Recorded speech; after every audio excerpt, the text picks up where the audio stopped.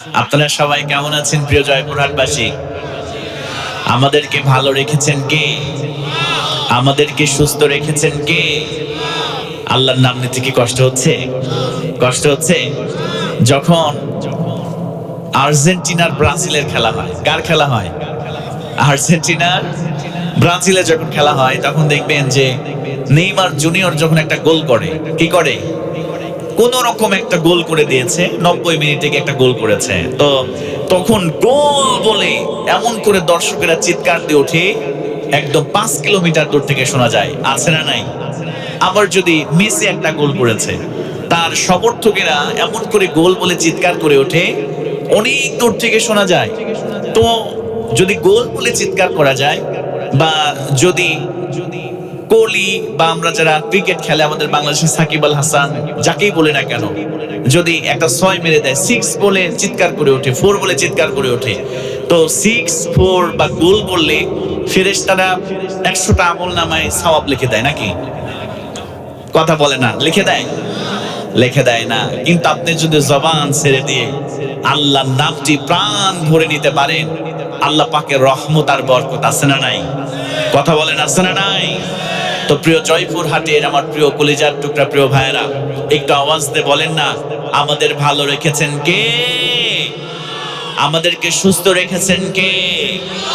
যে মহান রব আমাদেরকে ভালো রেখেছেন, আমাদেরকে সুস্থ রেখেছেন, এবং এত সুন্দর একটি আয়োজনে এসে কিছু কোরআন হাদিস থেকে আলোচনা শুনবার তৌফিক দান করেছেন। এজন্য আপনারা খুশি না বেজার? সবাই খুশি তো ইনশাআল্লাহ?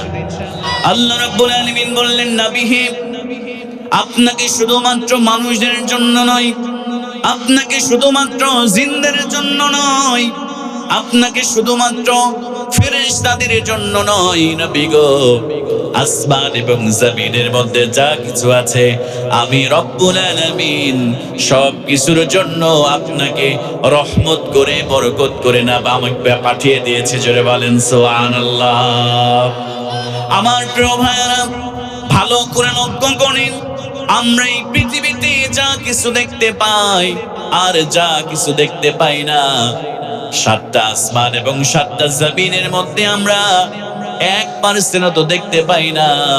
আল্লাহ পাক রব্বুল আলামিন বললেন, 7টা আসমান আর 7টা জমিনের মধ্যে যা কিছু আছে আমি আল্লাহ রব্বুল আলামিন সব কিছুর জন্য আমার হাবিবকে, আমার রাসূলকে আমি রহমত করে পাঠিয়ে দিয়েছি। জোরে বলেন সুবহানাল্লাহ। আমার মুসলমান ভাইরা, আল্লাহ রাব্বুল আলামিন 7টা আসমান সৃষ্টি করলেন। এই 7টা আসমান একটা থেকে আরেকটা কত বড়, ভালো করে লক্ষ্য করেন।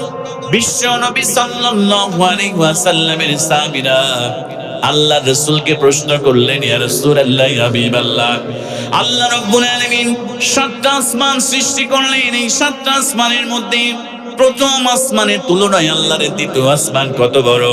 বিশ্বনবী সাল্লাল্লাহু আলাইহি ওয়াসাল্লাম বললেন, সাহাবীরা শুনে নাও, আমার হাতের মধ্যে জাংটিটা দেখতে পাও, এই জাংটিটা যদি আমি সাহারা মরুভূমির মধ্যে ফেলে দেই, আমার এই আংটিটা সাহারা মরুভূমির তুলনায় যত ছোট, আল্লাহর দ্বিতীয় আসমানের তুলনায় আল্লাহর প্রথম আসমান তত ছোট। জোরে বলেন সুবহানাল্লাহ।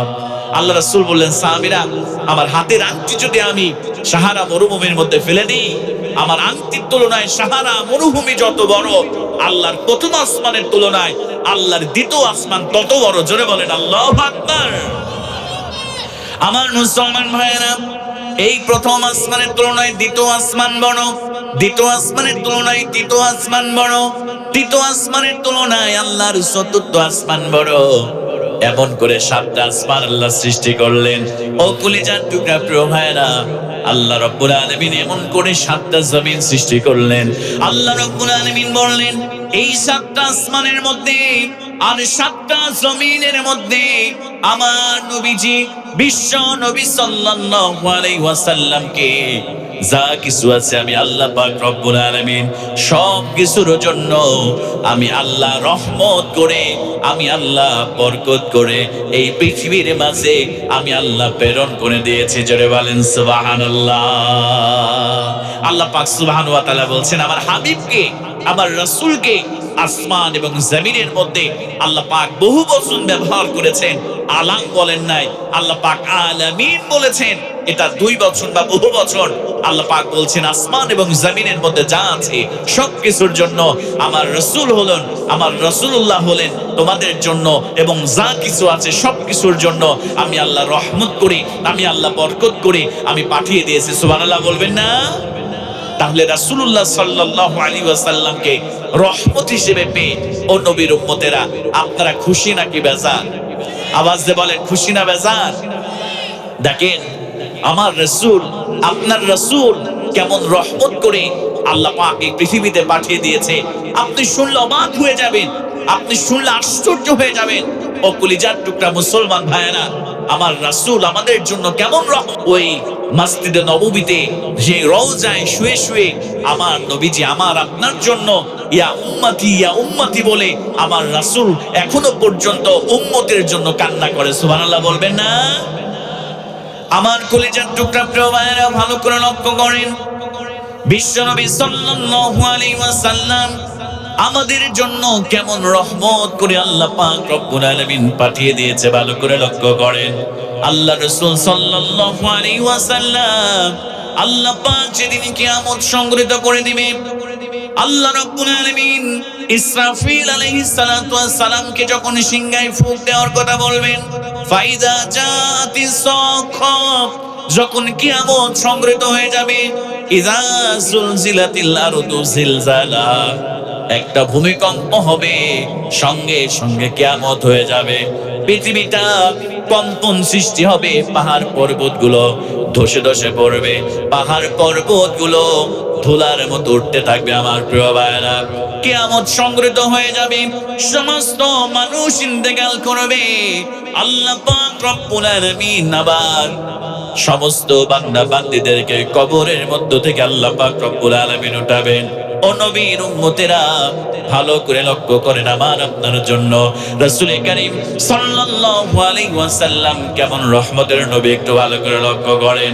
আল্লাহর নবীজি সাল্লাল্লাহু আলাইহি ওয়াসাল্লামকে যখন সর্বপ্রথম ওই কবরের মধ্য থেকে, রওজার মধ্য থেকে হযরতে জিবরিল আমিন আলাইহিস সালাতু ওয়াস সালাম যখন তিনি আল্লাহ রাসূলকে ডাক দিবেন, ও প্রিয় ভাইরা, আল্লাহ নবীজি যখন উঠবেন রওজা থেকে, ওঠার সঙ্গে সঙ্গে বিশ্ব নবী সাল্লাল্লাহু আলাইহি ওয়াসাল্লাম নিজের জুব্বা থেকে, দাড়ি মোবারক গুলো থেকে ধুলাগুলো ছেড়ে ফেলবেন, আর জিব্রাইলকে জিজ্ঞেস করবেন, জিব্রাইল রে, আমার গুনাহগার উম্মতের কি খবর?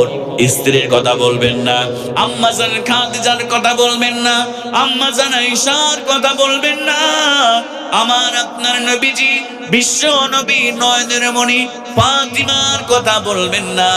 আল্লাহর নবীজিকে যখন কবর থেকে ওঠানো হবে, রওজা থেকে যখন ওঠানো হবে, মুসলমান ভাইরা, আমার আপনার নবীজি সর্বপ্রথম জিবরিলকে বলবেন, জিবরাইল রে, আমার গুনাহগার উম্মতের কি খবর? একটু আমারে বলো, জোরে বলেন সুবহানাল্লাহ। আল্লাহ রাসূল জিবরিলকে বলবে, ও ভাই জিবরাইল, আমার গুনাহগার উম্মতের কি খবর আমারে বলো। আমি স্ত্রীর কথা জানতে চাই না, আমার মেয়ের কথা জানতে চাই না, আমার সন্তানের কথা জানতে চাই না। আল্লাহ রাসূল ধুলাগুলো ঝাড়বেন আর বলবেন, আমার গুনাহগার উম্মতের কি অবস্থা। ও জিবরাইল, আগে এই কথাটা আমি রাসূলকে বলো। জিবরিল বলবে, ইয়া রাসূলুল্লাহ, আপনি হলেন সর্বপ্রথম ব্যক্তি যাকে এই কবর থেকে সর্বপ্রথম জাগানো হয়েছে। জোরে বলেন সুবহানাল্লাহ। আমার প্রিয় ভাইয়েরা, ভালো করে লক্ষ্য করেন, কিয়ামতের দিন কঠিন মুসিবতের সময়, ইয়াউমা ইয়াফিরুল মারউ মিন আখিহি, আহারে দুনিয়াতে যে ভাই ভাইয়ের বিপদ দেখলে দৌড় দিয়ে চলে যায়, জীবন বাজি রেখে ভাইয়ের পাশে গিয়ে দাঁড়ায়, এই ভাই সেদিন কিয়ামতের দিন ভাইকে দেখে পলায়ন করবে।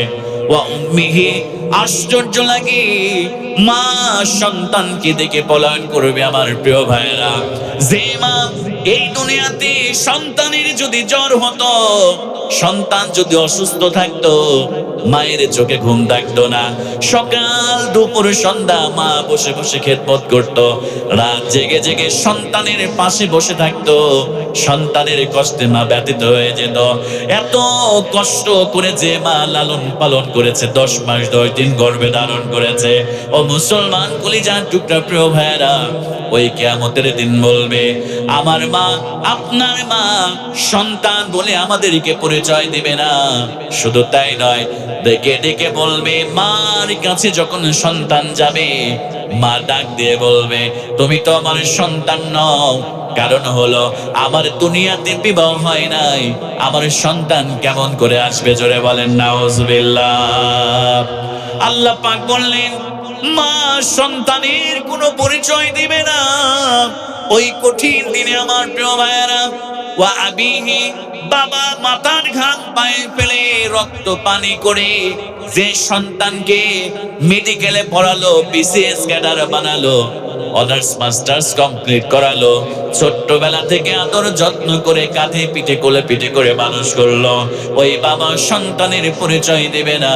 ওয়া সাহিবাতি, স্ত্রী তার স্বামীর পরিচয় দিবে না। ওয়া বানিহি, সন্তান তার বাবা মায়ের পরিচয় দিবে না। আমার প্রিয় ভাইরা, আল্লাহ রাব্বুল আলামিন বললেন, প্রত্যেকটা মানুষ নিজেকে নিজেই ব্যস্ত হয়ে যাবে। ইয়া নাফসি ইয়া নাফসি ইয়া নাফসি বলতে থাকবে। মানুষগুলো পাগলের মতো, নেশাখোরের মতো চারিদিকে দৌড়াইতে থাকবে। আল্লাহ রাব্বুল আলামিন ওই কঠিন মুসিবতের সময় আল্লাহ পাক রব্বুল আলামিন আমার আপনার নবীকে আল্লাহ পাক রব্বুল আলামিন আরশে আজিমের পাশে একটা চেয়ার দিবেন। আমার প্রিয় ভাইরা ভালো করে লক্ষ্য করেন, আল্লাহ পাক রব্বুল আলামিন নিজের পাশে একটা চেয়ার দিয়ে বলবেন, হাবিব গো, ও আমার বন্ধু, আপনি চেয়ারের মধ্যে বসে যান।